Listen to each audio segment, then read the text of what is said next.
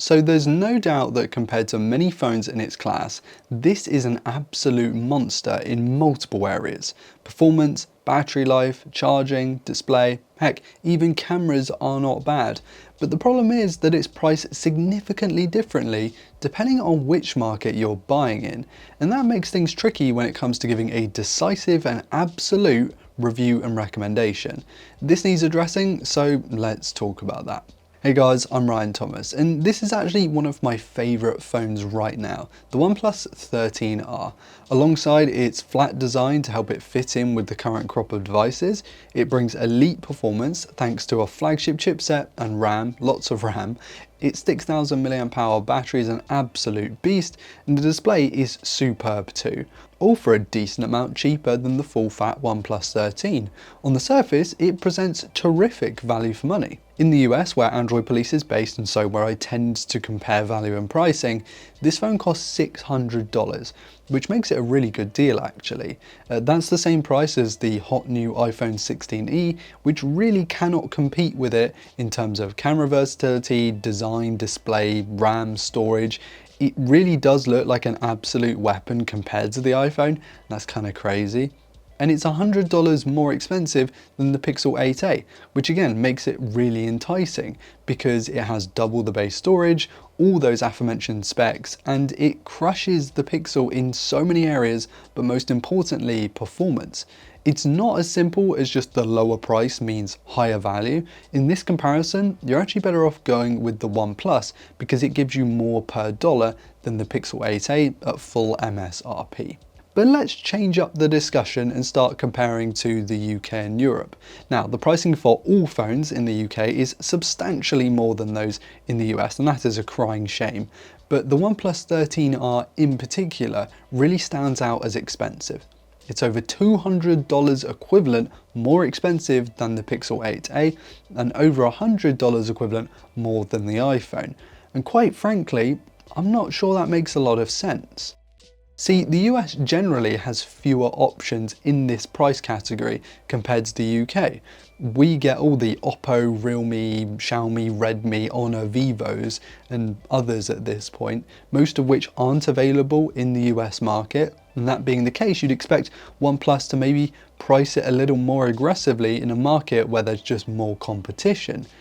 But it seems not. The 13R being almost $900 equivalent makes it just $35 cheaper than the OnePlus 13, the full fat one's US pricing, which is crazy.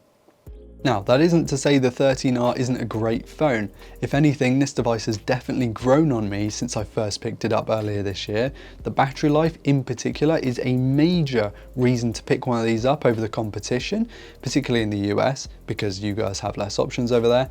It uses the new silicon carbide tech that the Pixel still doesn't, and at 6000 mAh, still easily a 2-day phone for me. It has 80-watt wired charging that none of the big three are doing right now. 50% battery life in 20 minutes over a charge. That might not be a game-changing specification for some people, but for others it's going to be huge. I mean, for me, I use super fast charging all the time, and I think I'd be kind of lost without it, to be honest. This is one of the biggest reasons to go with it over the 8a. And things like it's using last year's flagship chipset. You know, only 6 months ago, this was the best chip you could buy, and now you can get it at a discount. And you'll find 256 gigs or 512 gigs of UFS 4.0 storage, the top of the line storage that Google is still not using in its Pixel 9 Pro XL.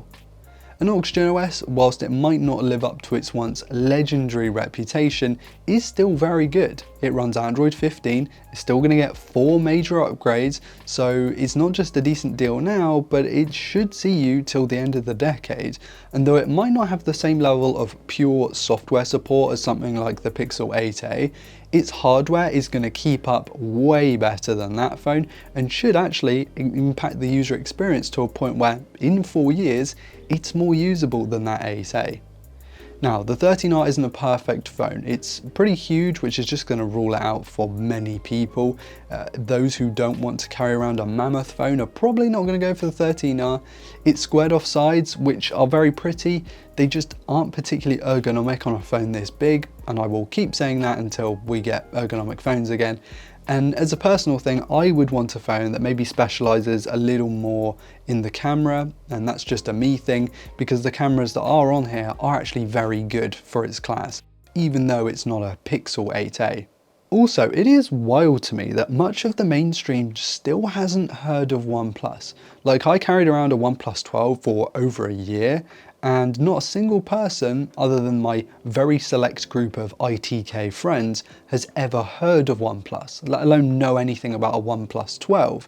So it's very possible that OnePlus knows this and is aware that since very few people are going to buy its devices in Europe, it's looking to profit in margins and not in volume. It's a working theory of mine, it's one of the more plausible reasons I can think of. I mean, we don't even get the charger in the box in Europe, so the company must be saving money there too. This isn't the first time that OnePlus has had a policy for one place and then had a different one for another region. If you remember, the OnePlus 7 was not available in the US, but the 7 Pro was, and then for the follow-up, the 7T was available in the US, but the 7T Pro was not. The original OnePlus Nord as well, do you remember that? It's a device that has almost grown its own cult following at this point, and it was not available in the US, where it was in much of Europe and Asia. So OnePlus is clearly being quite strategic, not only with selective pricing, but also where it does and doesn't sell each version of its phones worldwide. The 13R is a phone that I still wholeheartedly recommend to those in the US because compared to its direct rivals, it genuinely is a no-brainer. It's so much hardware for the money and some pretty decent software as well. And the best part is that for this price, you can basically afford to just upgrade every 3 or 4 years without doing any serious damage to your wallet. Where if you're spending $800 equivalent on it, like we do in Europe, it's far harder to justify spending that kind of money and then replacing it in such a short space of time, compared to the average iPhone upgrade, which might be a little bit longer. There's just so much on offer here. This phone genuinely feels like it's worth double what the Pixel 8a does, and when you hold them side by side. And those who are a little more techy will greatly appreciate the 120Hz panel versus the 60Hz item that Apple is shipping with its 16E. It's interesting that actually OnePlus has kind of taken the Apple approach this time around with the 13R, in that it's using a high-end chipset and a very nice but not outstanding chassis and cutting corners elsewhere to sort of compensate on the price. But here's the thing, if OnePlus could support it for the same 8 years that Apple seems to support its cheaper iPhones, wow, this thing would be an absolute no-brainer for everyone. You know, the better display, better camera, better battery, better charging, similar performance, and better hardware IMO. And in the US at least, it costs the same too. Let me know what you think of this price discrepancy in the comments, because it's going to deviate even more in places like India and China and Australia. Let me know, did you go 13R this year? Because it is a really, really nice phone. Is it exactly what you're looking for at this price, or are you a little underwhelmed for the money? Also, if there's a different mid-range that you recommend over the 13R or the 8A or the 16E, let us know in the comments, because I'm sure there are some hidden gems just waiting to be uncovered out there. I really like the 13R this year, though I will be doing a follow-up review of the OnePlus 13 coming soon, so go down there, hit subscribe, hit like, and don't miss that video when it comes out. And thank you all so much for watching this video. I've been Ryan Thomas, and I will catch you later. Cheers.